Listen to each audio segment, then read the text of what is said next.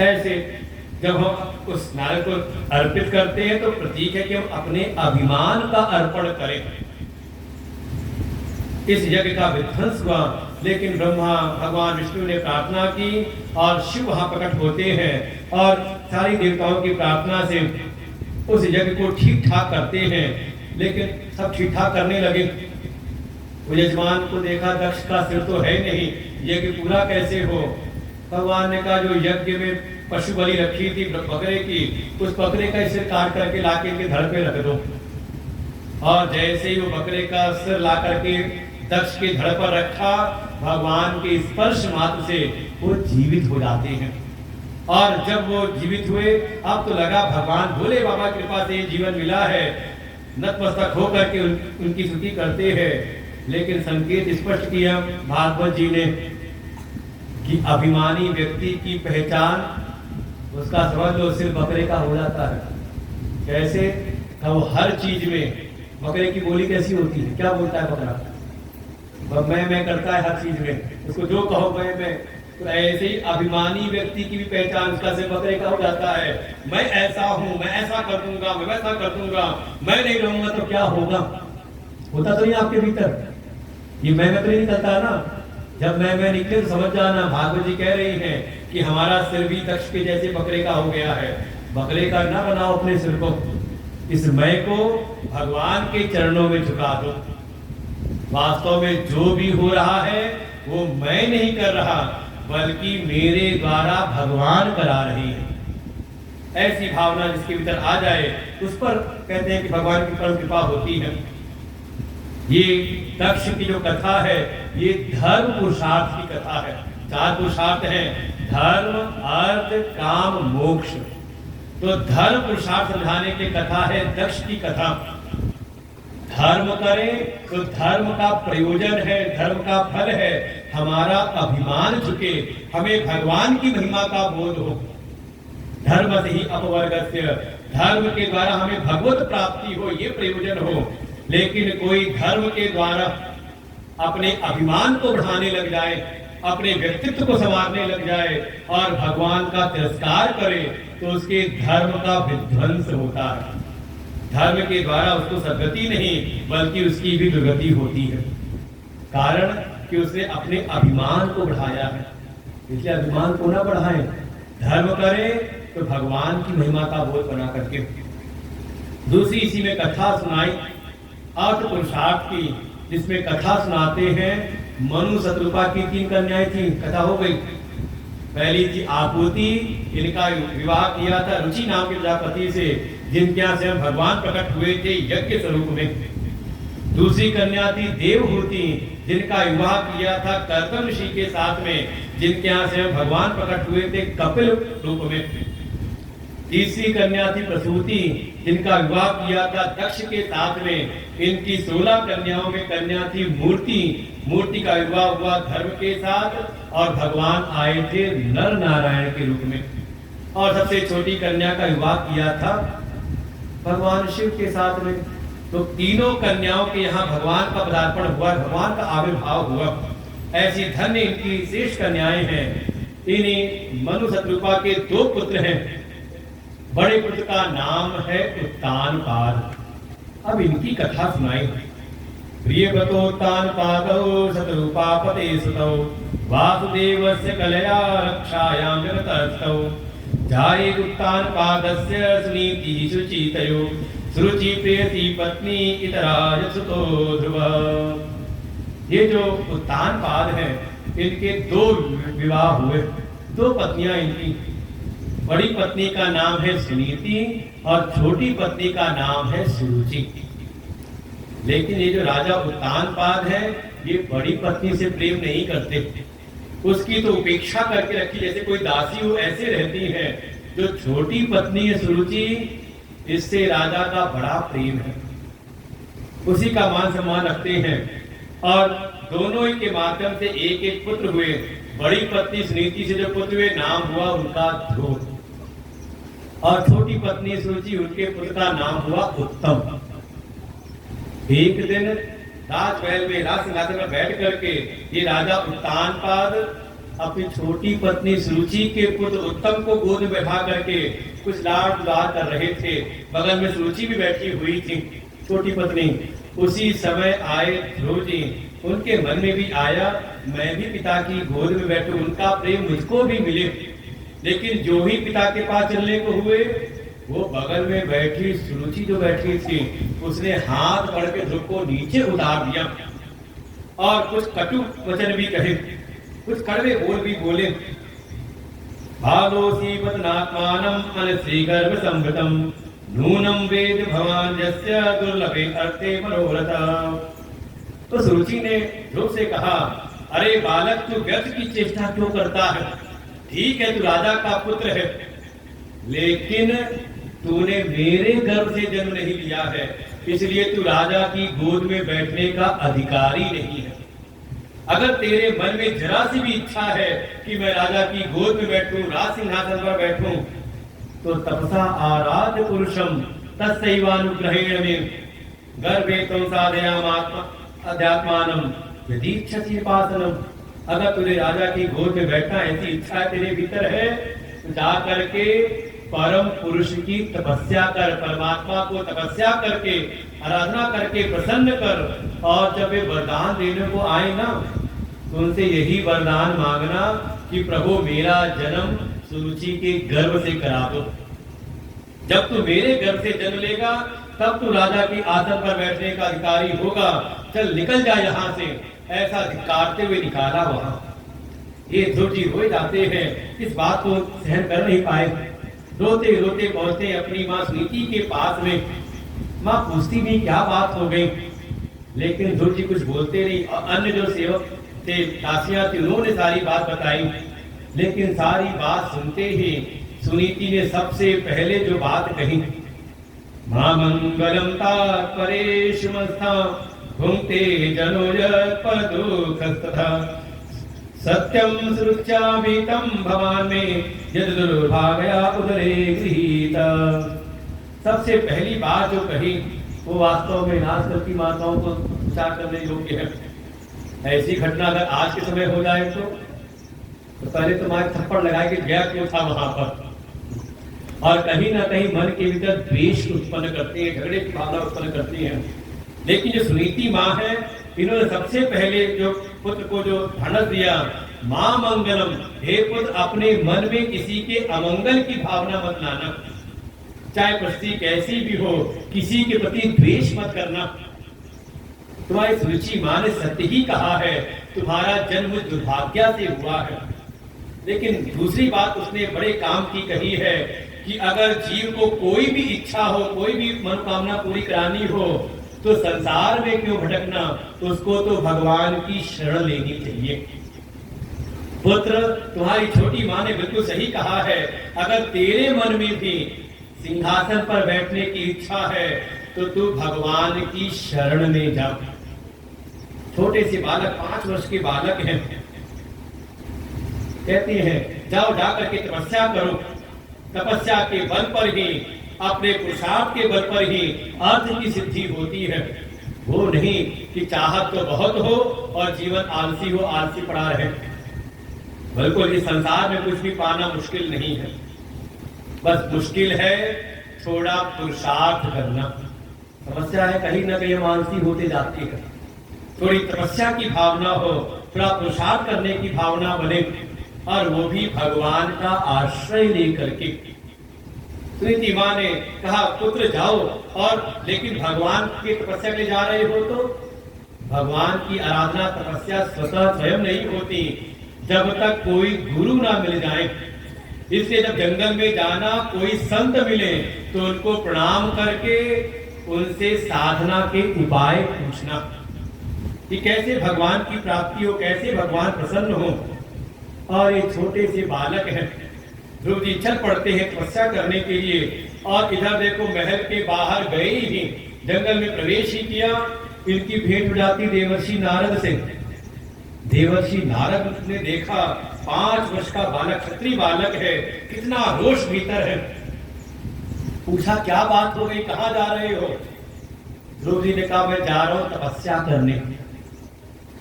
सारी बात जब बताई, देवर्षि नारद ने कहा, अरे इतनी छोटी सी बात पर, ये तो तुम्हारे खेलने कूदने की उम्र है, इतनी छोटी सी बात पर, अरे माता पिता की बात को ज्यादा दिल से नहीं लगाते। तो इतनी बात है, चलो मैं ले चलता हूँ, मैं तुम्हें पिता की गोद में बैठाता हूँ, मेरी बात कोई नहीं टाल सकता। लेकिन ध्रुव जी अपने निश्चय से डिगते नहीं। कहते, हे देवर्षि, अगर आपको मुझ पर कृपा ही करनी है तो आप मुझे भगवान की प्राप्ति का उपाय बताइए। इससे कम मैं संतुष्ट होने वाला हूं नहीं। भगवान कैसे प्रसन्न होते हैं, आप मुझको वो साधना बताइए। क्योंकि अब मुझे इस संसार में कोई छोटे मोटे पद की लालसा नहीं है। मैं तो वो परम पद पाना चाहता हूं जो मेरे कुल में किसी को न प्राप्त हुआ हो। देखा जब इस प्रकार की निष्ठा देखी, दृढ़ता देखी उस बालक में, तब देवर्षि नारद ने सबसे पहले उनको एक दिव्य मंत्र की दीक्षा दी। देखो, साधना के मार्ग में सबसे पहला ही पड़ाव है गुरु मंत्र। पहले कोई गुरु मिले, और गुरु क्या मिले, पहले शिष्य बनो। गुरु नहीं बनाए जाते हमारी परंपरा में, शिष्य बनना होता है, झुकाना पड़ता है अपने आप को। देखो अंतर है कि दोनों में, एक कोई गुरु बनाता है और एक कोई शिष्य बन जाता है। अंतर है कि नहीं दोनों में, है कि नहीं? एक ही बात है। जहां कोई कहता है देखो हमने गुरु बनाया है, ये हमारे गुरु हैं, तो वहां अपना व्यक्तित्व, अपनी पहचान हो गई प्रधान, मुख्य हो गई, और उनकी पहचान गौड़ हो गई। हमसे परिचय हुआ ना, बहुत सूक्ष्म अंतर है। लेकिन कहीं ना कहीं अपना अभिमान सुरक्षित रह गया। और जब हमने कहा कि मैं इनका शिष्य हूं, तो यहाँ पर उनका व्यक्तित्व प्रधान हो गया, उनकी महिमा ज्यादा हुई, और हमने अपने आप को मिटा दिया, अपने आप को उनकी शरण में झुका दिया। तो शिष्य बनने की पहली चीज है किसी सद्गुरु की शरण में जाएं, और साधना प्रारंभ होती है मंत्र दीक्षा से। 12 अक्षर मंत्र जो भागवत का महामंत्र है। कम से कम जितने दिन भागवत में कथा सुन रहे हैं, तो इस मंत्र का जाप खूब करें, तो आपको भागवत का एक परम लाभ प्राप्त होगा। और मंत्र बड़ा आसान है, ओम नमो भगवते वासुदेवाय। याद हो गया ना? कठिन है, इसका खूब जप करना जब तक कथा सुन रहे हो, और अच्छा लगे तो कथा के बाद भी करते रहना। जिन्होंने भी दीक्षा उक्षा भी ना ली हो, कम से कम भागवत जी से हम दीक्षित हो जाएं। ओम नमो भगवते वासुदेवाय, इस मंत्र की दीक्षा दी। कुछ विधि बताई, विधान बताया, शौच स्नान की विधियां बताई, कैसे कैसे जप करना है। और फिर ये 5 वर्ष के बालक ध्रुव जी चल पड़ते हैं यमुना जी के तट पर एक वृक्ष के नीचे। जब तपस्या करना प्रारंभ करते हैं, तो शौच स्नान से निवृत्त होकर के जब बैठते हैं मंत्र जाप करने के लिए, तो एक बार बैठते हैं तो 3 रात्रि बीतने के बाद उठते हैं। धीरात्रांते कपित बदरासन। 3 रात्रि जब बीतती है तब उठते हैं, और फिर शरीर निर्वहन के लिए भोजन करते हैं। क्या खाते हैं? तो एक फल है कैथा। खाया हो कभी? कैसा होता है? बड़ा मीठा होता है ना, रसैला सा होता है, खा के बात बिगड़ जाए। और बेर, केवल ये 2 फल खा करके फिर बैठ जाते हैं। ऐसा करते करते 1 महीना बीता, लगा भगवान की कृपा भी नहीं हुई। तो नहीं हुई कृपा, तो भगवान में दोष नहीं देखते हैं। यहाँ तो थोड़ी सी साधना की, पूजा उपासना कुछ दिन की, लगा काम बना नहीं, तो लगता है पता नहीं भगवान भी ठीक ठाक है कि नहीं, कोई और भगवान देवता पकड़ते हैं, देवता बदल देते हैं, इसलिए बदल जाते हैं। कुछ दिन भक्ति की भोले बाबा की, तो आ गए कहीं देवी जी पर आ गए, तो कहीं कन्हई पर आके बदलते रहते हैं। दोष कहीं पर भी भगवान में नहीं गई दोष दृष्टि, ना ही गई गुरु जी पर, कि पता नहीं 1 महीना हो गया मंत्र जपते जपते कुछ हुआ नहीं, पता नहीं गुरु जी भी ठीक ठाक थे कि नहीं, कोई और गुरु ढूंढा जाए। फिर कौन और देखो, कोई गुरु जी हो आसपास कहीं जिनका नाम ज्यादा चल रहा हो, तो टीवी पर नाम देकर के कई बार गुरु बनाते हैं, गुरु बदल देते हैं। कुछ नहीं तो मंत्र बदल देते हैं। तो देखो थोड़ी सी साधना की तो कहीं इष्ट बदल दिया, भगवान बदल दिया, कहीं गुरु बदल दिया, कहीं मंत्र बदल दिया, लेकिन जो बदलना था अपना दिल, अपना हृदय, अपने मन को बदलने को तैयार नहीं होते। यही कारण है देरी में। साधना का फल है अपने भीतर परिवर्तन आए। जैसा जीवन हम 10 साल पहले जी रहे थे वही जीवन अगर आज भी जी रहे हैं, वही दूषित खान पान, आचार विचार व्यवहार, तो आपने चाहे कितनी सेवा की हो, कितनी पूजा की हो, कितना सत्संग किया हो, सब व्यर्थ है। सत्संग तथा सदगुरु आश्रय शरण, पूजा पाठ जप तप, इसका परिणाम है कि हमारे जीवन में परिवर्तन आए, हमारे विचारों में परिवर्तन आए, हमारी रहनी में परिवर्तन आए, हम थोड़ा आगे बढ़े। जो हमारे जीवन में तमोगुण का प्रभाव ज्यादा था, आसुरी वृत्तियां ज्यादा थी, धीरे धीरे बढ़ते बढ़ते रजोगुण में, रजोगुण से हम सत्वगुणी बने, हमारे भीतर सदा सद्विचार आए, सद्व्यवहार हमारे जीवन में हो, भगवान कृपा का सदैव निरंतर स्मरण बना रहे, तो समझो आप कुछ साधना कर रहे हो। ध्रुव जी 1 महीना बीता, भगवान में कोई संदेह नहीं, गुरु में संदेह नहीं, मंत्र में संदेह नहीं, संदेह आता है अपनी साधना में, शायद मेरी साधना की तत्परता में कुछ कमी है। अगले महीने अपनी साधना बढ़ाते हैं। दूसरा महीना शुरू हुआ तो द्वितीयम च तथा मासम षष्ठे षष्ठे बको, दूसरे महीने का 6ठे दिन उठते हैं। एक बार बैठे 6 दिन तक जब करते हैं, ध्यानस्थ रहते हैं, 6ठे दिन उठते हैं, और जब उठते हैं तो वो कैथा और बेर खाना भी छोड़ दिया।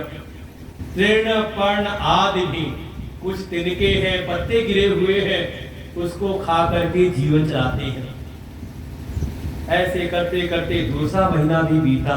तीसरा महीना शुरू हुआ तो तृतीय चरण मातम, 9वें आनी, तीसरे महीने अपनी साधना और बढ़ाई, 9वें दिन उठते हैं, और अब तो पत्ते खाना भी, वो लगता है कि यहाँ पे ध्रुव जी की साधना और शिव पुराण में माँ भगवती पार्वती जी की, वो भी बिल्कुल ऐसी साधना उनकी है, और दोनों के गुरु एक ही है, देवर्षि नारद, और दोनों को ही भगवान की प्राप्ति हुई तपस्या से। वो पर्ण पत्ते भी खाना छोड़ा, केवल जल पी करके धीरे धीरे चौथा महीना प्रारंभ हुआ। अब 12वें दिन उठते हैं, जल का भी आहार त्याग दिया, केवल वायु भक्ष, केवल वायु का आहार करते हैं।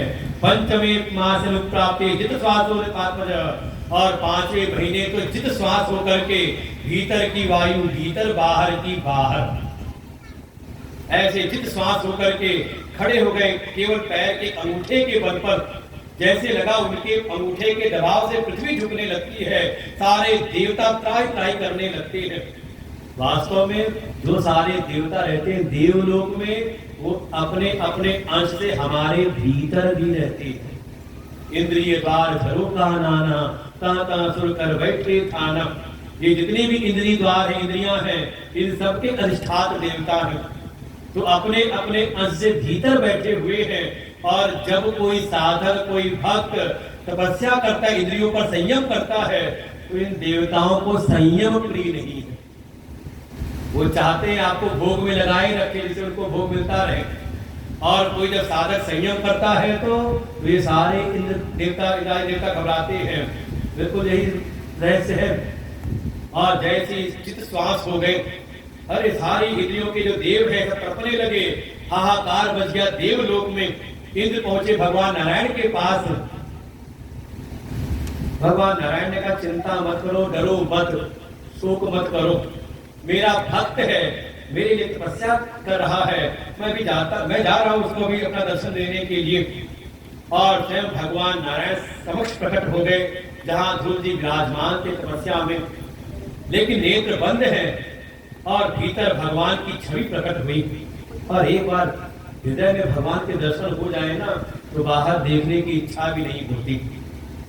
जैसे कभी जाओ रामलला जी के दर्शन करो, तो अगर गए कि नहीं गए, गए नहीं अभी, एक बार उनकी छवि निहार लो तो मन होता है बार बार दर्शन मिले।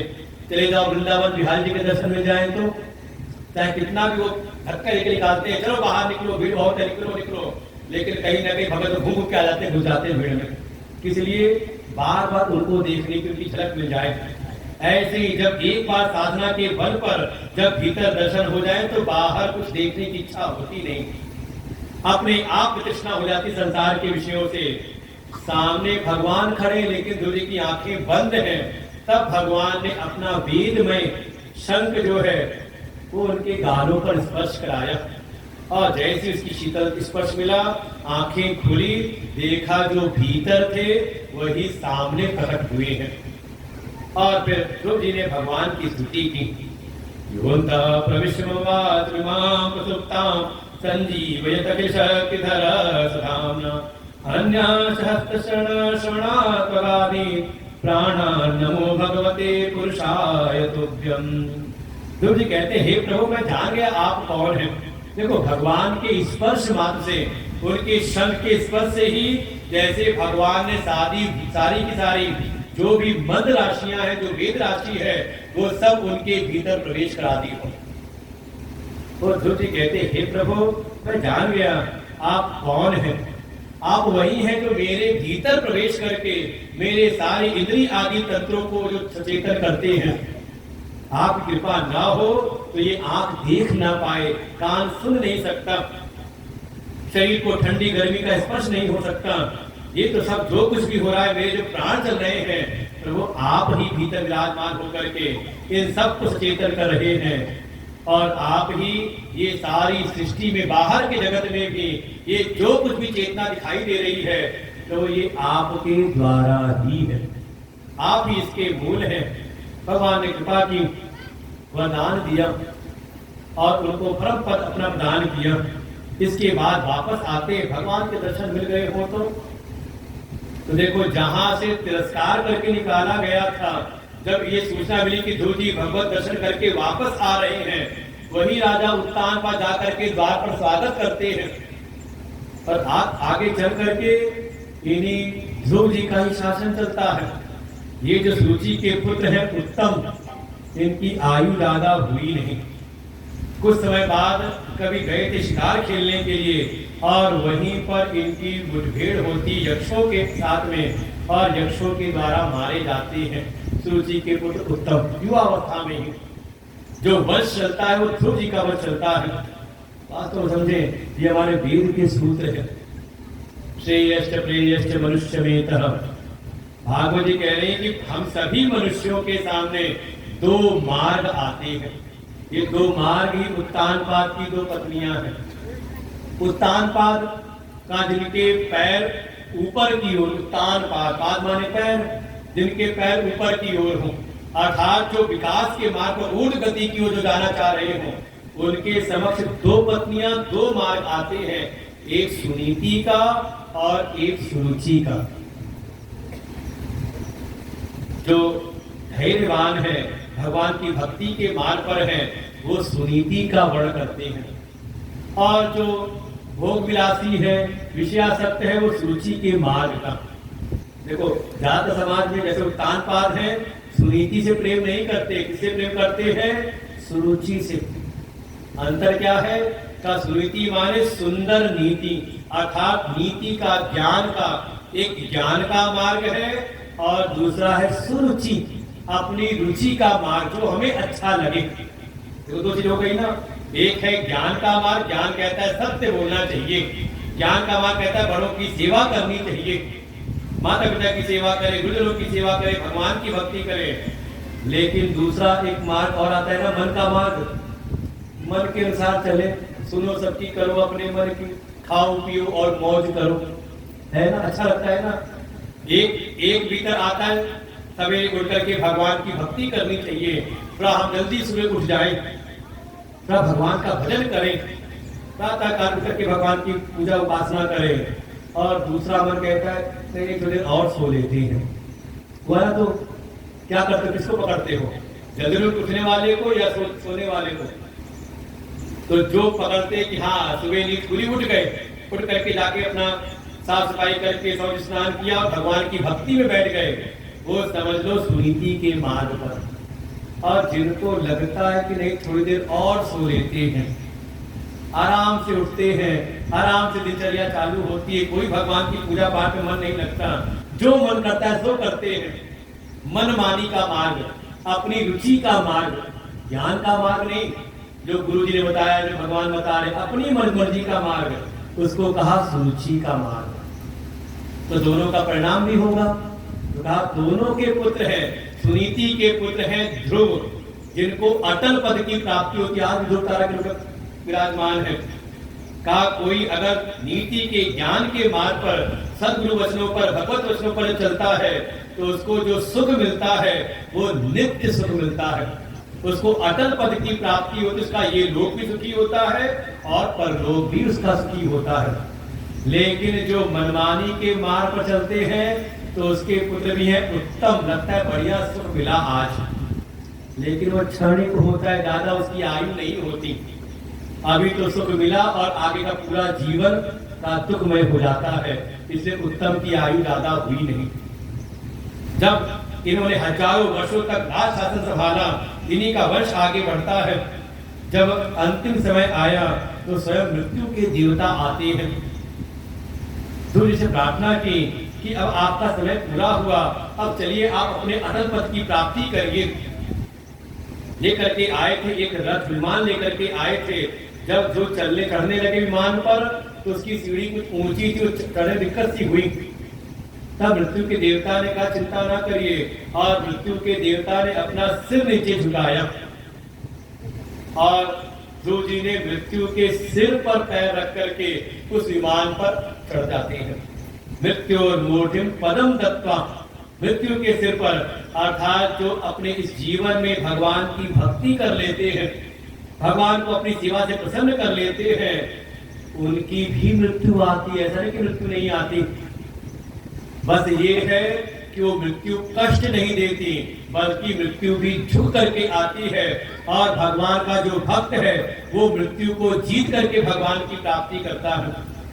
और वहीं जो पाप कर्मों में लगा रहता है तो उनकी मृत्यु आती है, लेकिन अत्यंत पीड़ा दे करके ली जाती है, और उसके बाद भी उनको नरकों में पीड़ा मिलती है। तो मर्जी आपकी कैसी मृत्यु चाहिए, कष्ट वाली। देखो आना तो सबको है, सभी जो आया है तो जाएगा, राजा रंग फकीर। बस ये है कैसे।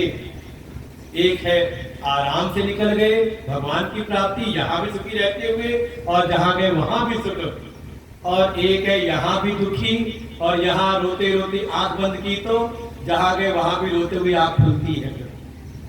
श्रीमती हमारी है, जैसा चाहे वैसा कर सकते हैं।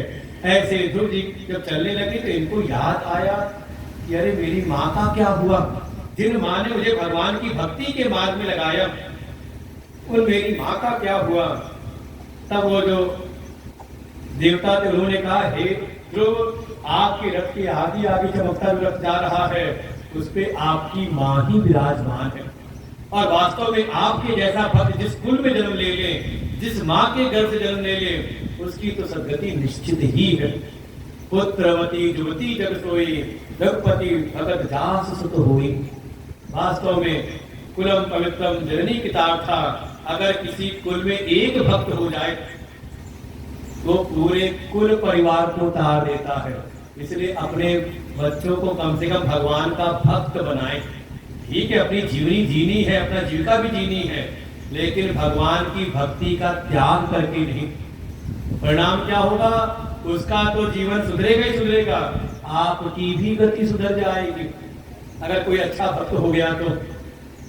ऐसे ध्रुव जी के वंश का वर्णन किया। इन्हीं के वंश में आगे उत्कल, वत्सर, उन्हीं के हुए राजा अंग, जो बड़े भगवान के भक्त, बड़े धर्मज्ञ थे। इनका विवाह हुआ सुनीता के साथ में, लेकिन इनका जो पुत्र हुआ वो महादुष्ट निकला। श्री कृष्ण गोविंद हरे मुरारी, हे नाथ नारायण वासुदेव। श्री कृष्ण गोविंद हरे मुरारी, हे नाथ नारायण वासुदेवा। श्री कृष्ण गोविंद हरे मुरारी, हे नाथ नारायण वासुदेव। श्री कृष्ण गोविंद हरे मुरारी, हे नाथ नारायण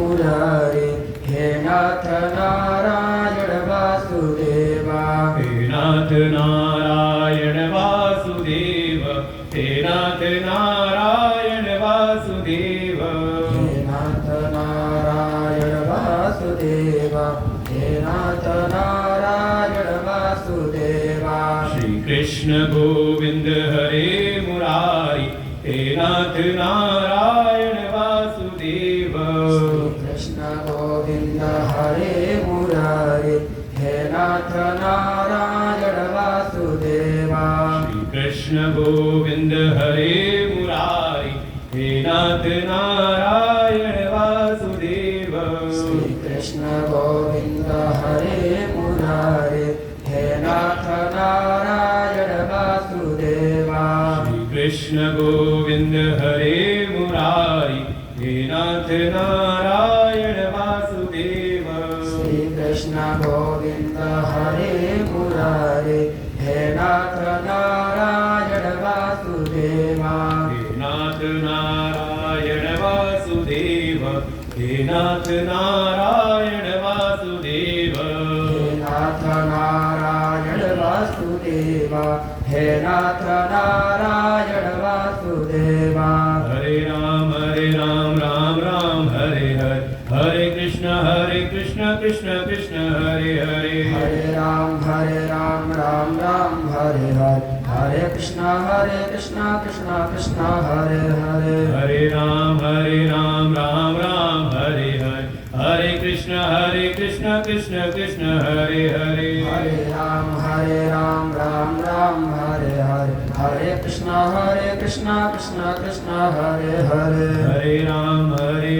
राम राम हरे हरे हरे कृष्ण कृष्ण कृष्ण हरे हरे हरे राम राम हरे हरे हरे कृष्ण कृष्ण कृष्ण हरे हरे प्रेम से सच्चिदानंद भगवान की वृंदावन बिहारी लाल की रामचंद्र भगवान की श्रीमद् भागवत भगवान की सुखदेव भगवान की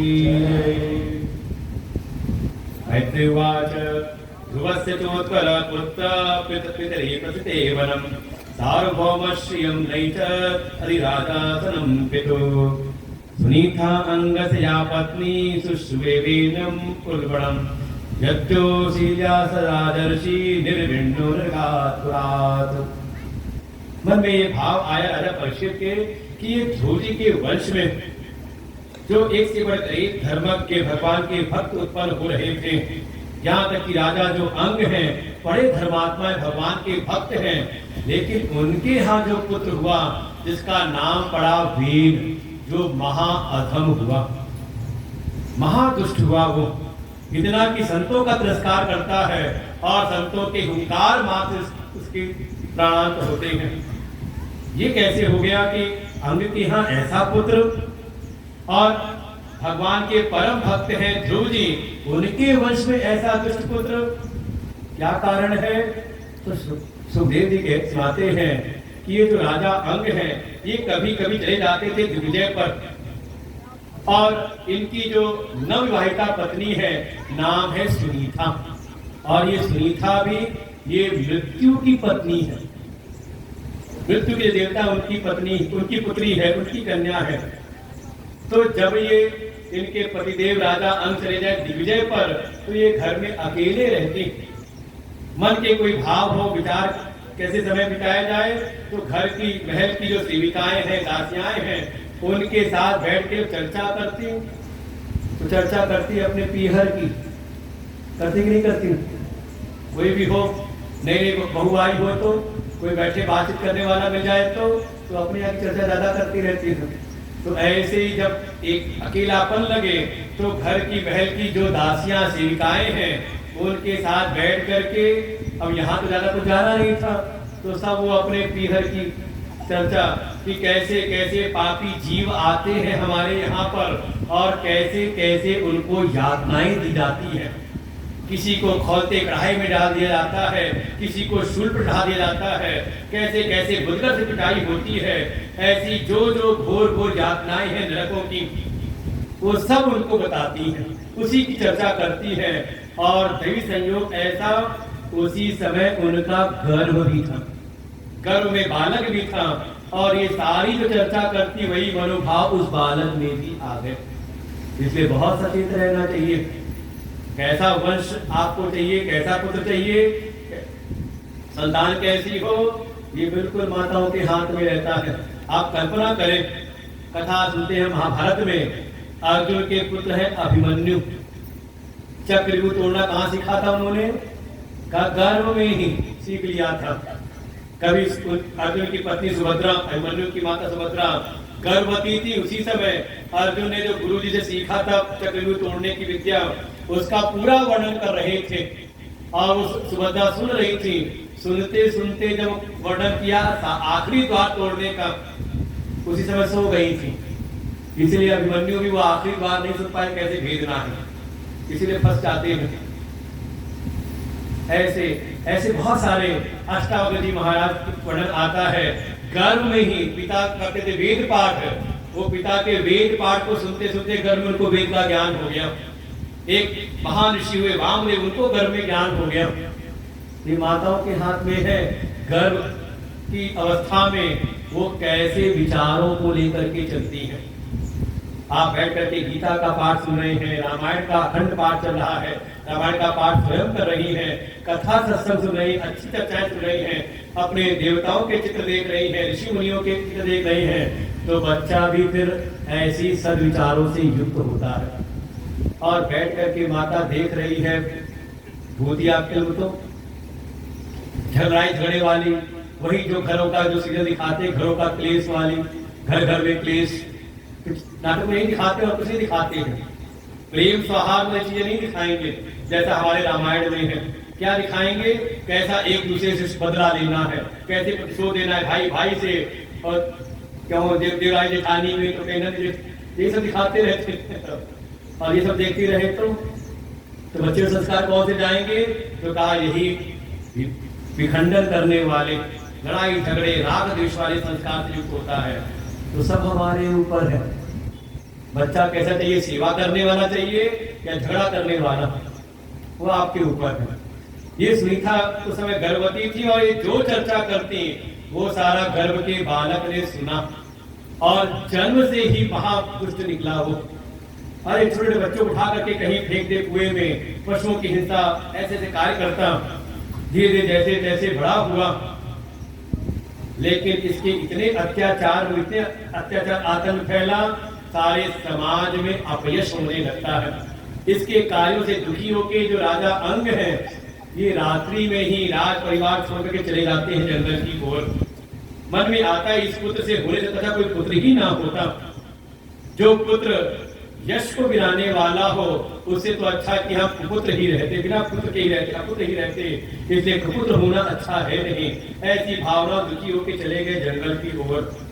अब सिंहासन पर कोई राजा है नहीं, क्या करे? तब सुनीता ने संतों से विचार विमर्श करके वेद को भी सिंहासन पर बैठा दिया। हो सकता है जिम्मेदारी आने के बाद कुछ सुधर जाए, लेकिन दुष्ट को जब अगर शासन सत्ता मिल जाए तो बिल्कुल यही आज के समय में भी है। कोई सनातनी हो, कोई भक्त हो, उसको शासन सत्ता मिल जाए तो सनातन धर्म का उत्थान करता है, और कोई विधर्मी दुष्ट को मिल जाए तो सनातन का ही नाश करने में पूरा जीवन लगा देता है। जो आज तक चलता चला आ रहा था, बिल्कुल पीछे के वर्षों में चलता चला आ रहा था, सारे तीर्थों को बस सब जा ही रहे थे। ऐसे इस वेद को भी शासन सत्ता मिली, अब तो ये और उद्दंड हो गया। अरे चोर जुआरी तो इसके शासन में और मुक्त हो गए। सारी प्रजा त्राही त्राही करने लगी, यहाँ तक कि पृथ्वी भी रोने लगी कि कैसा दुष्ट राजा मिला है। इस कारण से कहीं मेरे जो भी संसाधन हैं, जो भी मुझ पर अच्छे अच्छे द्रव्य हैं, इनका दुरुपयोग ना हो। तो पृथ्वी माँ ने उसको अपने गर्भ में छुपा लिया, और जब धन्य धान से पृथ्वी रहित हुई, सारी प्रजा त्राही त्राही करने लगी। सारे ऋषि मुनि गए, चलो चल के राजा को समझाया जाए। गए समझाने के लिए, समझना तो दूर, वेद ने उन संतों का भी तिरस्कार किया। तब उन ऋषियों ने हुंकार भरी, और संतों की हुंकार मात्र ही वेद का प्राण अंत होता है। शरीर उसका मर गया, लेकिन जो माता सुनीता है इन्होंने इसके शरीर को सुरक्षित रख लिया एक नाव की, एक तेल की नाव में। कुछ समय बाद जब सिंहासन पर कोई राजा है नहीं तो भी उत्पात और बढ़ने लगे।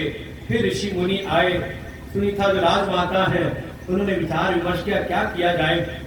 तब सुनीता ने कहा आप सब परम तपस्वी हैं, जैसे आपकी हुंकार बात से वेद का वध हुआ है, ऐसे अगर आप कृपा करें इस वेद के शरीर का आप मंथन करें जिससे कोई दिव्य पुरुष प्रकट हो।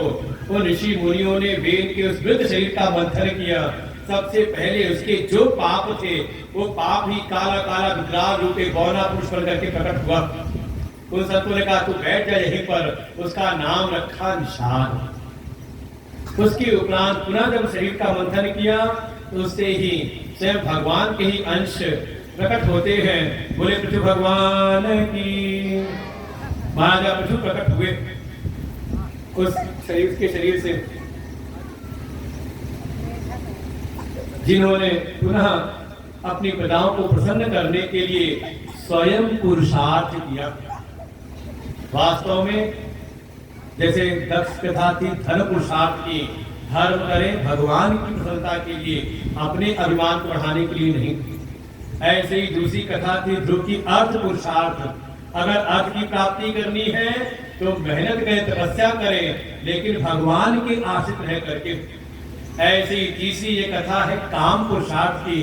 अगर आपको सुख सुविधाओं की प्राप्ति करनी है तो भी आलसी ना बने, स्वयं पुरुषार्थ करें, परिश्रम करें। समस्या ये है कि इच्छाएं कामनाएं तो है बिल्कुल रातों रात राजा बनने की, लेकिन परिश्रम करके नहीं। ये स्वयं राजा है, राजा पृथु स्वयं पुरुषार्थ करते, स्वयं जाकर के पृथ्वी का उन्होंने दोहन किया है और सारी पृथ्वी जो ऊपर खबर उसको समतल किया, ग्राम नगर की व्यवस्थाओं को व्यवस्थित किया और अपनी प्रजाओं को उन्होंने धन्य धान से सुसंपन्न किया, समृद्ध किया। काम पुरुषार्थ की कथा। अगर काम की प्राप्ति करनी, सुविधाओं की प्राप्ति करनी है तो पुरुषार्थी बने। एक समय स्वयं जाकर के बड़े बड़े यज्ञ करते हैं, इनके यज्ञ से भयभीत हो जाता है इंद्र, आकर के इनका घोड़ा चला देता है। कई बार ऐसी घटनाएं हुई, लेकिन जैसे इन्होंने इंद्र से प्रतिशोध देना चाहा, स्वयं आगे मनु जी ब्रह्मा जी आ गए। उन्होंने समझाया कि ऐसा प्रतिशोध देना ठीक नहीं, कोई वरदान चाहते हो तो वरदान मांगिए। फिर पृथु जी ने वरदान में 10,000 कान मांगे। मतलब 10,000 कान, भावना ये है कि मैं मुझे ज्यादा से ज्यादा भगवान की कथाएं सुनने को मिले। अब 10,000 कान का मतलब नहीं कि 10,000, अर्थात मेरे कानों की सामर्थ्य ऐसी हो जाए जैसे 10,000 कानों की सामर्थ्य हो, जिनके श्रवण समुद्र समान। बिल्कुल इस भाव के साथ में, जिससे मेरा निरंतर जो मेरा चित्त है निरंतर भगवत तत्व में ही रमण करे। ऐसे काम पुरुषार्थ कथा सुनाई राजा पृथु की कथा। आगे इन्हीं के वंश में एक राजा हुए, राजा प्राचीन वर्ही, जो बड़े बड़े यज्ञ करते हैं, लेकिन अपने यज्ञों में पशुओं की हिंसा भी करते हैं। एक दिन इनके यज्ञ में आगमन होता है, पदार्पण हुआ देवर्षि नारद का, और उन्होंने निकाला प्राचीन वर्ही को, आप यज्ञ के मंडप के बाहर तो आइए। और जैसे यज्ञ मंडप के बाहर ले आकर के दिखाया आकाश की ओर, देखा क्या जिन जिन पशुओं की बलियां दी थी वो सारे पशु जैसे सूक्ष्म रूप से इंतजार कर रहे हैं कब ये प्राचीन वर्ही आए तो इसका हम अपना आहार बनाएं। ये देख करके बड़े भयभीत हुए प्राचीन वर्ही। अरे क्या होगा मेरे आगे, क्या होगा, कैसे मेरे जीवन का कल्याण होगा। देवर्षि नारद ने कहा अगर आप अपना परम कल्याण चाहते हैं, ये जो यज्ञ की साधना है, कर्म की साधना है, इसके द्वारा अंतःकरण की शुद्धि होती है, लेकिन परम कल्याण मोक्ष की प्राप्ति तो होती है केवल और केवल ज्ञान के द्वारा। और देवर्षि नारद ने राजा प्राचीन वर्ही को एक कथा सुनाई, पुरंजन की कथा। बड़ी लंबी कथा है, रहस्यमयी कथा है। एक पुरंजन था जो रहता था आत्मलोक में ईश्वर के सानिध्य में, लेकिन भोगों की लालसा उत्पन्न हुई तो चल पड़ता है भ्रमण करने के लिए, लेकिन रहने को कोई नगर दिखता नहीं। ढूंढते ढूंढते उसको एक 9 द्वारों वाला नगर मिला। आकर के प्रवेश कर गया। अंदर प्रवेश किया तो एक स्त्री दिखाई दी जिसके 10 सेवक थे, प्रधान सेवक 10 थे। एक 5 फनों वाला एक सांप था, उसकी रक्षा में तत्पर था। जाके पूछा पुरंजन ने, तुम कौन हो, तुम्हारा नाम क्या है? कहती मुझको अपने नाम का पता नहीं, मेरे पिता कौन मुझको उसका भी पता नहीं।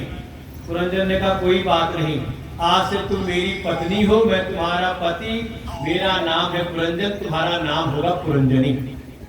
और फिर उसके साथ रहते हुए भोग विलास में इतना रत हुआ, इतना आसक्त हुआ कि ये पुरंजनी जो करती है सो ये राजा करता है। पुरंजन वो हंसे तो ये भी हंसे, वो रोए तो ये भी रोए, वो खाने लगे तो ये भी खाने लगे, वो कुछ पिए तो ये भी पीने लगे, यहाँ जो जो करे वो नाचे तो ये भी नाचने लगे। इतना आसक्त हुआ। एक दिन चला गया, बिना पुरंजनी की आज्ञा लिए चला गया कहीं दिग्विजय करने, शिकार करने चला गया। जब वापस आया तो उसको याद आई कि अरे मैंने आज्ञा तो ली नहीं थी, पूछा तो था नहीं, बिना पूछे चला गया था, तो कहीं देवी नाराज तो नहीं हो गई होंगी। और जैसे ये भाव आया, अंदर आए तो देखा पत्नी जी कोप भवन में। अब गया उसको बनाने का, बार बार प्रयास करता है समझाने का, और समझाते समझाते जब नहीं मानती तो स्पर्श पाद विलम आह, जा करके उसके पैर भी दबाए बनाने के लिए। इतना आसक्त, मतलब इतना आसक्त तो कोई नहीं होगा दुनिया में पत्नी में। जाके पैर में दबा करके बनाने का प्रयास किया तो जाकर के मानती है। लेकिन धीरे धीरे समय बीतता है। एक समय एक गंधर्व है, चंडवेग नाम का गंधर्व, अपने 720 सैनिकों को लेकर के आक्रमण कर देता है। धीरे धीरे लड़ते लड़ते शिथिल हुआ। ये जो 5 फनों का जो सांप था ये भी सहायक था, ये शिथिल हुआ। सेवकों ने साथ छोड़ना शुरू कर दिया। इधर एक काल की कन्या थी ज्वरा, वो चल पड़ी एक वर माला लेकर के, कोई मुझे वर मिल जाए, लेकिन कोई स्वीकार करता नहीं, कहता देवी बस दूर से निकल जाओ, कोई पसंद करता नहीं। पहुंच गई यवनराज के पास में कि आप ही मेरे पति बनिए। उसने कहा नहीं मैं नहीं, आपको आपके उचित पति में दिलाता हूँ। और ले जाकर के मिलवा दिया पुरंजन से, और इसने गले में माला डाल दी। काल की कन्या है जो, तो यही पे इनका हुआ शरीर शांत। लेकिन अंतिम क्षणों में अपनी पत्नी की याद करते करते, हाय मेरे बाद पुरंजनी का क्या होगा, पुरंजनी का क्या होगा। पत्नी का स्त्री की याद करते करते शरीर छोड़ा तो अगला जन्म इनको एक स्त्री का मिलता है। विदर्भ राज की कन्या हुई, राजकुमारी हुई, और यहाँ भी इनका विवाह हो गया। एक राजकुमार थे भरतध्वज, उनके साथ विवाह हुआ। जहां भी रहते रहते अपना जीवनचर्या चल रही थी।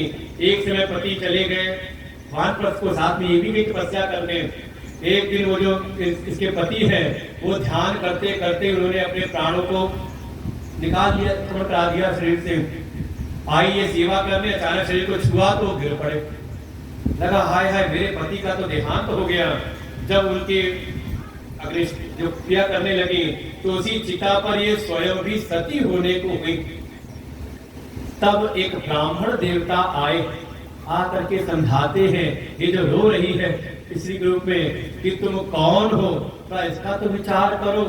और फिर वो ब्राह्मण देवता के स्वयं ईश्वर ही उसको उपदेश करते समझाते हैं कि तुम कोई स्त्री नहीं, कोई शरीर नहीं, पूर्व जन्म में तुम पुरुष थे, ऐसे ऐसे तुमने स्त्री के मन को लगा के शरीर त्यागा था, इसलिए अंतकाले यावती सा गतिर भवेत, तुम्हें स्त्री का शरीर मिला था। वास्तव में ये शरीर तुम नहीं, तुम तो आत्म स्वरूप हो। तुम्हारा जो जीवन था वो तो आत्मलोक को तुम करते थे, ईश्वर ही तुम्हारे परम मित्र सखा थे। लेकिन तुम विषयों में आसक्त होकर के जीव बने और आकर के अपने रहने के लिए घर ढूंढने लगे। तो ये 9 द्वारों वाला शरीर ही तुम्हारा वो नगर बना। समझे, ये 9 द्वारों वाला शरीर, ये नगर ही अपना शरीर ही वो नगर है। इसमें 7 द्वार ऊपर है, 2 आंख, 2 कान, 2 नाक, 1 मुख, और 2 नीचे के द्वार हैं, मन द्वार और जन्नेन्द्रिय, भाई जिससे हम बाहर जा सकें, अंदर बाहर जा सकें। तो इसी आंखों से निकल के बाहर जाते हो, देखते हो, फिर वापस अंदर आते हो, कान से नहीं जाते बाहर सुनने के लिए। ये जीव ही इस 9 द्वारों में रहता है। और जब अंदर आया तो उसको एक स्त्री मिली जिसको पता नहीं कि मैं कौन हूं। वो अज्ञान से युक्त बुद्धि वो स्त्री है। हमें अपना ज्ञान नहीं रहता कि हम कौन हैं, कहां से आए हैं, कहां को जाना है। और इतना वो स्त्री के साथ आसक्त, मतलब बुद्धि से इतना हम आसक्त होते हैं, बुद्धि जो कहती है वही हम करते हैं। बुद्धि कहती हंसो तो हंस पड़ते हो, ये भी देते कि समय कहां पर बैठे हैं। बुद्धि कहती रो तो रोने लगते हैं, बुद्धि कहती खाओ तो खाने लगते हैं। ऐसे ही पुरंजन उपाख्यान सुना करके राजा प्राचीन बरही को आत्मज्ञान का उपदेश किया देवर्षि नारद ने, और राजा प्राचीन बरही का मोक्ष होता है। ऐसे चारों पुरुषार्थों की कथा सुनाई, धर्म अर्थ काम मोक्ष। और ये मनु जी महाराज के जो बड़े पुत्र है वो तानपाद, उनके वंश की कथा पूरी हुई। राजोवाच प्रियव्रतो भागवत आत्मा राम कथम मुने गृहेरमद यन्मूल करबंध पराभव। आगे पूछा है मनु जी के जो छोटे पुत्र थे प्रियव्रत, उनका जीवन कैसा रहा। तो बताया प्रियव्रत बड़े धर्मज्ञ, भगवान के परम भक्त थे। इनका विवाह हुआ, इनकी पत्नी का नाम बर्हिष्मति। इतने ये महान थे, इन्होंने ऐसा दिव्य रथ बनाया, ऐसा चमकदार रथ। इनके मन में था कि सारे जो पाप हैं ज्यादातर रात्रि में होते हैं। इनके मन में आया कि मैं ऐसा विधान बनाऊं कभी रात्रि ना हो। तो एक सूर्य के समान चमकता हुआ रथ का निर्माण किया और उस रथ को लेकर के चारों दिशाओं में घूमने लगे हमेशा, जिससे कभी अंधकार ना हो। और उन्हीं के रथ की लकीरों से वो 7 द्वीप बन गए। ऐसे महान प्रतापी थे प्रियव्रत। इनका विवाह हुआ बृहस्पति के साथ में, 10 पुत्र हुए। उसमें सबसे बड़े थे आग्नेय। इनका विवाह हुआ एक अप्सरा थी कुंचिति। इनके यहाँ भी पुत्रों का जन्म हुआ। उसमें बड़े पुत्र थे नाभि, जिनका विवाह हुआ मेरु देवी के साथ में। और इनके यहाँ स्वयं भगवान प्रकट होते हैं। बोले ऋषभदेव भगवान की। ऋषभदेव भगवान प्रकट हुए, जिनकी महिमा इतनी बड़ी कि देवराज इंद्र को भी थोड़ा इनसे ईर्ष्या होने लगी। लेकिन अब भगवान के अंश इनसे पार पा नहीं सकते, तो इनसे अपना संबंध बनाया। इंद्र ने अपनी कन्या जयंती का विवाह कर दिया ऋषभदेव के साथ। और इनके यहाँ 100 पुत्र होते हैं। इन 100 पुत्रों में अपने गुण कर्मों के आधार पर 81 तो कर्मकांडी ब्राह्मण हो गए, जिन्होंने कर्म कांड का प्रचार प्रसार किया। 9 शूरवीर थे, वो 9 द्वीपों के राजा हो गए। 9 बड़े ज्ञानी हुए, तत्व का ज्ञान प्राप्त किया। वो साधना करके योगी हो गए, 9 योगेश्वर हो गए। जो सबसे बड़े थे नाम था भरत। उन्होंने हमारे इस राष्ट्र का उन्होंने कार्यभार सत्ता संभाली, और उनकी सेवा साधना का परिणाम प्रजा बड़ी प्रसन्न हुई। इनकी सेवा से, इनके राज्य से, धन धान से संपन्न हुई। और इनके नाम से ही हमारे राष्ट्र का नाम पड़ा भारतवर्ष। जिसके पूर्व नाम था अजनाभ वर्ष। इन भरत जी के शासन काल के बाद नाम पड़ा भारतवर्ष। इनका भी विवाह हुआ। इनके 5 पुत्र सुमति, राष्ट्रभेद, सुदर्शन, आवरण, धूमकेतु। एक समय इनको भी वैराग्य जगा। अपने बड़े पुत्र सुमति को राजसत्ता सौंपी और चल पड़े जंगल की ओर साधना तपस्या करने के लिए। लेकिन जंगल में जाकर के एक हिरण के बच्चे में आसक्त हो गए थे। सूर्य नदी में स्नान करके सूर्य को अर्घ दे रहे थे। अचानक कोई हिरणों का झुंड आया था जल पीने के लिए। सिंह ने आकर के दहाड़ लगाई। वो भयभीत होकर सारे हिरण तितर हुए। उसी में एक गर्भवती हिरनी थी, उसने छलांग लगाई उस पार जाने की। लेकिन छलांग लगाने में उसके गर्भ का जो बालक था, बच्चा था, वो नीचे गिरा और हिरनी उस पार जाकर के मर गई। ये बच्चा गिरा बिल्कुल जहाँ ये भरत जी देवताओं को अर्घ दे रहे थे उनके सामने गिरा। पिता दया आई कि कहीं ये बह के मर ना जाए। उस हिरण के बच्चे को उठा करके ले आए। देखो बच्चे के प्राण की रक्षा की ठीक था, लेकिन ला करके जब उसकी सेवा करने लगे, सेवा करते करते इतने आसक्त हुए पहले समय से अपना संध्या वंदन करते, भगवान की पूजा जप अर्चना करते। अब क्या है, अब वो बच्चे को गोद में बैठा देते हैं। कहीं ऐसा ना कि मैं ध्यान लगाऊं, पूजा करूं, बच्चा बाहर निकले और कोई हिंसक भेड़िया, कोई सिंह ना खा जाए। इस भाव से आप उसको गोद में बैठा लेते। अब बच्चा गोद में बैठा तो कितना ध्यान लगेगा भगवान का, और सबको होगा। खास से दादी अम्मा लोगों को खास तौर से है। क्या हुआ, कहीं ना कहीं उस हिरण के बच्चे में आसक्त हुए। धीरे धीरे अपना संध्या वंदन, अपना पूजन, अपनी तपस्या, अपनी साधना वो थोड़ी छूट गई। एक दिन गए थे ईंधन लेने के लिए, कनूर फल लेने के लिए वन में। इधर कोई हिरणों का झुंड आया, उसमें कोई हिरनी को देखा इस हिरण ने, और उसमें आसक्त होकर झुंड में निकल गया। ये तो अपने जैसे अपने लोग हैं, वो निकल गया। इधर वापस आए, अपना वो बच्चा दिखा नहीं। अरे इतने रोए, इतने शोकाकुल हो गए, इतने व्याकुल हुए, रोते रोते, हाय मेरा हिरण का बच्चा कहाँ गया, हिरण का बच्चा कहाँ गया, कोई शिकारी तो नहीं ले गया, कोई हिंसक पशु तो नहीं खा गया। रोते रोते उनको चढ़ गया बुखार, और इतने पीड़ित हुए कि बिल्कुल मृत्यु शैया पर पड़ गए, कोई होश नहीं।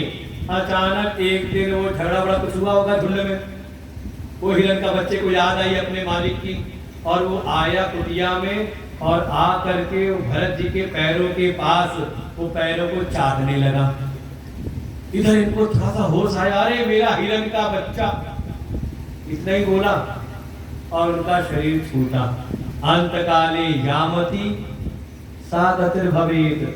देखो यही सिद्धांत है, सूत्र है। अंतिम समय में आपकी जैसी मति रहती है वैसी आपकी गति होती है। अंतिम समय में आपने याद किया छिपकली को, तो सारी साधना खत्म कर गई, छिपकली बंद को दोनोगे। इन्होंने याद किया हिरण को, तो अगला जन्म इनको हिरण के शरीर में मिलता है। बस ये है कि पूर्व की जो साधना तपस्या थी उसका परिणाम कि उनको पूर्व जन्म का स्मरण बना रहा, कि पूर्व के जन्म में मैंने ये गलती की थी, इस जन्म में हिरण के शरीर में भी अपने परिवार में आसक्त नहीं होते, बल्कि अपने झुंड को छोड़ के चले गए। उसी एक चक्रा नदी, गंडकी नदी में ही कमर तक जल में डूब करके भगवत स्मरण करने लगे। धीरे धीरे हिरण का शरीर छूटा, और फिर इनको तीसरा जन्म मिलता है। एक अंगिरा गोत्र के शेष ब्राह्मण हैं, उनके यहाँ इनका जन्म हुआ, और संजोग यहाँ भी इनका नाम पड़ा भरत। लेकिन अब पूर्व जन्म की साधना से इनको ज्ञान तो पूरा हुआ, लेकिन अपने ज्ञान को सामने प्रकट नहीं करते, बिल्कुल मूढ़वत रहते हैं। धीरे धीरे पिता ने पढ़ाया और भाइयों को, सारे भाई पढ़ लिख करके समझदार हुए, सबका विवाह हुआ, घर बस गया। लेकिन भरत जी बिल्कुल जड़वत रहते हैं। धीरे धीरे इनका नाम ही पड़ गया जड़ भरत। कोई काम कहते तो काम के लिए मना भी नहीं करते, और काम भी पूरा नहीं करते, बिल्कुल अपनी मस्ती में। एक समय घर वाले भाइयों, माता पिता का शरीर शांत हुआ, घर में शासन हो गया भाइयों का, भाभियों का। वो जो बचा कुचा भाभियां दे देती, चूनी चोकर की रोटी जूठन भाइयों उठा के दे देती। भरत जी बिल्कुल कोई मन के भीतर द्वेष नहीं, जो सामने थाली में भोजन आता भगवान का भोग समझ के खा लेते और थाली को टरका देते। पड़े रहते अपनी मस्ती, कोई काम भी नहीं करते। कहीं किसी काम में लगा भी दिया तो काम भी कहीं ना कहीं गड़बड़ी करते, कभी खेत चलवा दिया तो नहीं कुछ कर दिया। एक दिन भाइयों ने दुखी होकर के मार करके निकाला, चल निकल यहाँ से, किसी काम का तो है नहीं। ये बड़े प्रसन्न, इनको लगा चलो खुद घर छोड़ के जाते तो कोई ममता रह जाती, तो बार बार याद आती। आज इन्होंने फटकार लगा के निकाल दिया, ये ममता भी खत्म हुई। एक दिन कोई डकैतों के सरदार थे, उनको बलि चढ़ानी थी अपनी कुल देवी को, भद्रकाली को। वो बलि जो रखी थी मनुष्य की बलि, वो भाग खड़ी हुई। उसके सेवक सब घबराए कि अगर सुबह बलि नहीं मिली तो हमारा सरदार हमारी बलि चढ़ा देगा। अच्छा तो ये रात में कोई बलि ढूंढ लो। ढूंढते ढूंढते गए, देखा खेत की पेड़ पे बड़ी मस्ती से बैठे थे जड़ भरत जी। जाके पकड़ लिया, पकड़ के ले आए। रात्रि में को नहलाते बुलाते हैं, खिलाते पिलाते बता भी दिया कि बलि चढ़ाई जाएगी। लेकिन ये बिल्कुल निश्चिंत, कोई इनको चिंता नहीं। सबको लगता है कि ये बलि तो आज बड़ी अच्छी बलि मिली है। ऐसे जो किसी को कहीं बलि चढ़ाई जाएगी तो रोता है, भागता है। ये तो बड़े मस्ती से बढ़िया नहा वहा के बढ़िया जो भोजन रखा सामने सब खाते, बड़े विवाह बढ़िया भोजन मिला है। सवेरे सरदार आए अपनी तलवार लेकर के, सेवकों ने कहा ये बड़ी वेदी है, इसे रख दो। भरत ने रख दी गर्दन अपनी। लेकिन जो ही सरदार ने तलवार उठा के बलि चढ़ाने को हुए, वो जो भद्रकाली थी साक्षात प्रकट हो गई और प्रकट होकर के तलवार खींची, उसी से डकैत का उसके सारे सेवकों के सिर काटे और नर मुंडों से खेलने लगती हैं। भरत जी को कुछ कोलाहल सुनाई दिया, उठ के खड़े हुए देखा भद्रकाली प्रकट हुई है, नर मुंडों से खेल रही है। कोई धन्यवाद भी नहीं, आत्मा राम है, जान गए ये तो मेरा ही आप स्वरूप है, मुझमें इनमें कोई अंतर नहीं, आत्मा रामों के चल पड़ते हैं। सुखदेव जी कहते हैं बस यहीं पर सावधान होना चाहिए जगत के प्राणियों को। इस संसार में कोई भगवान का परम भक्त है, कोई संत है, तो साक्षात कोई आत्मज्ञानी है, तो भूल करके भी उसके प्रति कभी अपराध ना करे। ऐसे आत्मज्ञानी परम भक्तों के प्रति अगर कोई अपराध करता है, उनके प्रति उनको कोई कष्ट देता है, तो उसके किए हुए अपराध का फल उसको स्वयं भोगना पड़ता है। और इस बात को तो गोस्वामी जी बार बार कहते हैं तांत्रिक मानस में, साधु अवज्ञा कर फलु ऐसा, जरई लगन अनाथ कर जैसा। भगवान के परम भक्त हैं हनुमान जी, जब उनकी अवज्ञा की, उनका अपमान किया, तो आज वही लंका जहां पर एक लखनाती इतने बड़ा कुल परिवार है, आज वही लंका ऐसे जल रही जैसे कोई उसका स्वामी ना बचाने वाला ना हो। और जब भगवान के भक्त भीषण को लात मार के तस्का के निकाला, तो तभी कहा साधु अवज्ञा तुत भवानी कर कल्याण अखिल कई हानि। साधु संतों का अगर आशीर्वाद फलीभूत होता है, तो उनके प्रति अगर कोई अपराध करे, तो उस अपराध को भी करने वाले को स्वयं भोगना पड़ता है। ये जड़भरत जी अपने आत्मभाव में रमण करते हुए कहीं विराजमान थे। एक समय एक राजा रघुगण, सिंधु सौवीर देश के राजा हैं, जा रहे थे कपिल भगवान के पास तपस्या को सत्संग करने के लिए।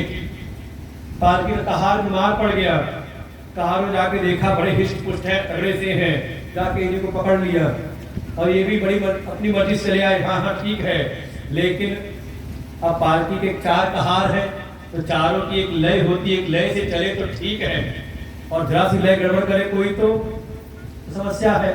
तो 3 कहार जो पुराने सदे वाले जो ठीक से चलते हैं, ये जड़ भरत जी अपनी मस्ती में इनकी नजर रहती धरती पर कोई कीट पतंग, कोई चींटी उटी ना आ जाए पैरों के नीचे, और कोई पंक्ति दिखाई चींटियों की, तो छलांग लगा देते हैं।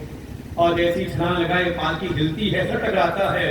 राजा रघुगण ने बड़ी फटकार लगाई, दोबारा पुनः गलती हुई, फिर फटकार लगाई। अब तो सीधे राजा रघुगण ने निकाला अपना दंड और बड़े कटाक्ष कहे, क्यों रे, तुझे राजा का भय नहीं?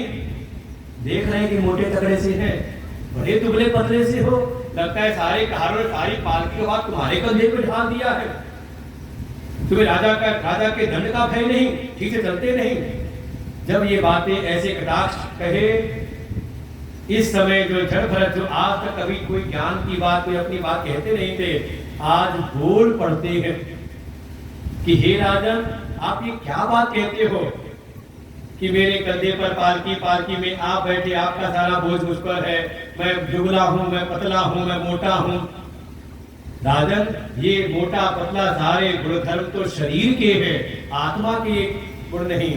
और तत्व इसे देखें तो ये मिट्टी का शरीर है, मिट्टी की पालकी, मिट्टी के आप, वास्तव में कौन किसके ऊपर है, कौन किसके नीचे, ये तो सबका सब मिट्टी मात्र है। ऐसे जब ज्ञान की बातें बोली, राजा रघुगण तो पालकी से उतर के चरणों में पड़ गए। हे ब्राह्मण देवता, आप अपना परिचय दीजिए, आप कौन हैं? क्योंकि मुझे इस संसार में ना तो यमराज के पाश का भय है, ना इंद्र के वज्र का भय लगता है, ना मुझे शिव के त्रिशूल का भय है। मुझे तो केवल भय होता है कि भूल करके भी किसी ज्ञानी संत, किसी ज्ञानी ब्राह्मण का अपराध ना मुझसे हो जाए। अपना परिचय दीजिए। और फिर यहाँ पर परिचय देते हुए जो जा रहे थे सत्संग के लिए, अब यहीं बैठ करके जड़ भरत को उपदेश करते हैं। और राजा रघुगण बैठ करके सारा उपदेश सुनते हैं, जिसमें सारे भूगोल का वर्णन किया, लोकांतर का वर्णन करते, उसमें नरकों की गति का भी वर्णन किया है। और जब नरकों की गति का वर्णन किया कि कौन कौन से पाप करने से कौन कौन सी गति होती, कौन कौन से भोग भुगाए जाते हैं नरकों में, वो घोर घोर नरकों की यातनाओं को सुनते सुनते ये जो राजा रघुगण हैं इनके और इधर राजा परीक्षित जो सुन रहे सुखदेव जी से, राजा परीक्षित कांपने लगते हैं। इतनी घोर यात्राएं नरकों में, और जो पाप गिनाए हैं वो परीक्षित कहते हैं ये सारे पाप तो हमसे जाने अनजाने होते ही रहते हैं, कोई बच नहीं सकता जीवन जी रहा हो और इन पापों से बच सके। तो जिससे अगर जाने अनजाने ये पाप हो गए हो तो क्या कोई इनसे मुक्ति का उपाय है? शीघ्र ही हम मुक्त हो जाएं, ज्यादा समय जिसमें न लगे, क्योंकि इतने पाप तो जाने अनजाने हम करते ही रहते हैं। सुखदेव जी ने कहा देखो दुनिया के जो भी पाप है इसका कोई प्रायश्चित करता है, लेकिन पुनः पुनः कहीं ना कहीं वो पूरी प्रायश्चित करने के बाद पुनः उन्हीं पापों को करने लगता है।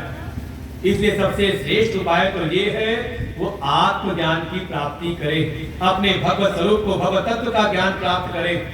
लेकिन वो भी तब तक नहीं होता जब तक आपका अंतःकरण दूषित है। तो पहले अपने अंतःकरण को शुद्ध करने के लिए कुछ साधन है, उनको अपने जीवन में लाए। जिसमें मुख्य 3 साधन बताए। पहला भगवान के नाम का स्मरण, उसमें कथा सुनाई अजामिल की। दूसरा का भगवान के रूप का ध्यान, कथा सुनाई वृत्तासुर की।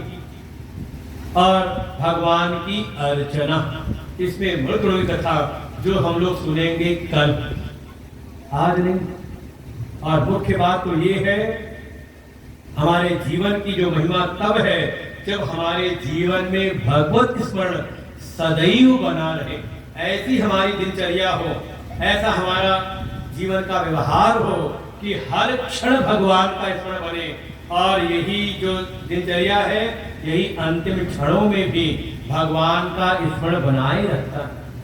और अंतिम क्षणों में भगवान का स्मरण किया तो अंतकाले यामति सागत्र भवेत, आपको भगवान के सारूप सालोक सायुज्य साष्टी सामीप ये मुक्तियां प्राप्त होती हैं, आपको भगवान की प्राप्ति होती है।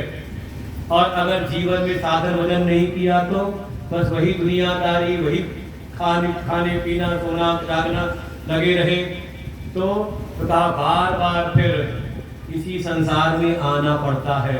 और जो कुछ अगर जाने अनजाने पाप हुए हैं तो सीधे नहीं आते जाते, जो नरकों में घूम घूम करके आते हो और वहां जो पिटाई कुटाई होती है, भगवान बचाए। तो बिल्कुल सावधान। भागवत जी का मूल संदेश है जन्म लाभ परम पुंसाम अंते नारायण स्मृति। ऐसा जीवन हो, ऐसा जीवन सार्थक हो कि अंतिम क्षणों में भगवान की स्मृति बनी रहे। इन्हीं शब्दों के साथ आज विश्राम लेते हैं। कल कथा का चतुर्थ दिवस रहेगा तो चौथे दिन ही भगवान कृष्ण का भी अवतरण होता है। भगवान के अवतार की कथा आ रही है, जैसे 12 भगवान आए, कपिल भगवान आए, ऐसे ही कल भगवान कृष्ण के भी अवतार की कथा। और कृष्ण क्यों और भी अवतार है, प्रभु श्री राम का अवतार है उनकी कथा, परशुराम जी का अवतार है उनकी कथा, ऐसे कई अवतारों की कथा हम लोग कल सुनेंगे। आज यहीं पर कथा को विश्राम लेते हैं। श्री राम जय जय राम, श्री राम जय जय राम, श्री राम जय राम, जय राम जय जय राम। ओम पूर्णमदः पूर्णमिदं पूर्णात् पूर्णमुदच्यते पूर्णस्य पूर्णमेवावशिष्यते। ओम